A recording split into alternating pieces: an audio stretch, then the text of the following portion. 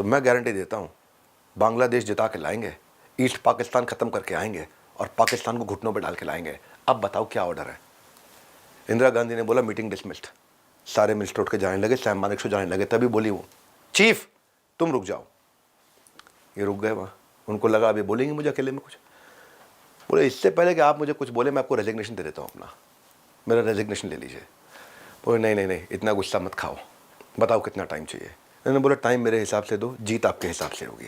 और फिर जानते हैं कुछ महीनों की तैयारी के बाद ये स्ट्रेटेजिक टाइम पे सर्दियों के समय 3 दिसंबर 1971 93,000 सोल्जर घुटनों पे ला दिए थे। हाँ, ऐसी डिसाइसिव विक्ट्री कंट्री को ला करके दी थी कि बांग्लादेश का जन्म हुआ था, जिसके पीछे उसके जनक सैम मानेकशॉ कहें तो अतिशयोक्ति नहीं होगी, एग्जैजरेशन नहीं होगा। एक सच्चा लीडर पहली लड़ाई दिमाग में लड़ता है, उसके बाद जाके युद्ध के मैदान में लड़ता है।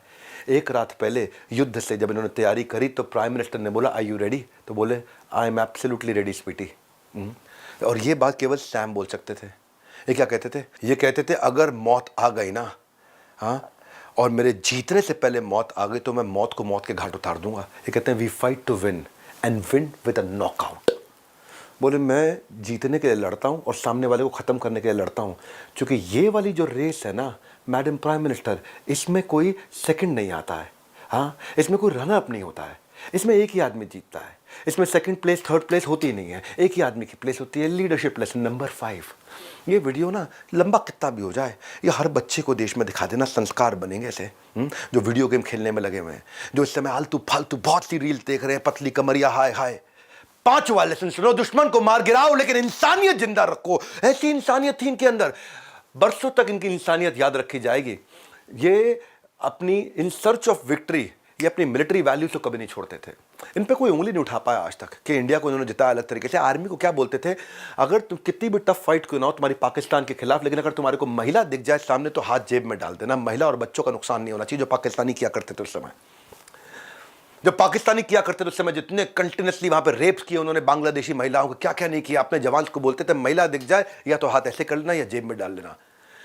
प्रिजनर ऑफ वॉर जो थे ना 90,000 सोल्जर पाकिस्तान के, जिनको उन्होंने सरेंडर कराया, जो घुटनों पे आए, उनको उन्होंने POW प्रिजनर ऑफ वॉर, उनको रहने के लिए पक्के घर दिए। भारत के जवान बाहर सोते थे, खेत में सोते थे।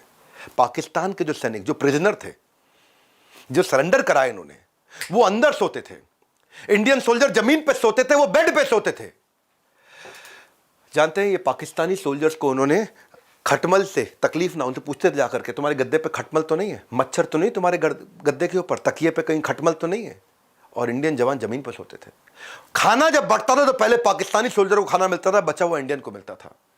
उनको वहां पे रखते हुए उनके हाथ में कुरान पकड़ाई, कुरान पढ़ो, अपने दिल और संस्कारों को बदलो। और वहां पे क्या बोलते थे, ये कहते थे सिपाही चाहे कोई भी हो, सरहद के इस पार का या उस पार का, मानेकशॉ की नजर में वो हकदार था इज्जत और प्यार का, चाहे इस पार का चाहे उस पार का। ये बड़ी कमाल की बात थी। और जो पाकिस्तानी सैनिक होते थे कहते थे कि आप, हमें अफसोस है कि आप हमारे कमांडर नहीं है। He was bold in war not cold in war. अंदर से बॉम्ब थे, दुश्मन को मार गिराया लेकिन इंसानियत हमेशा जिंदा रखी।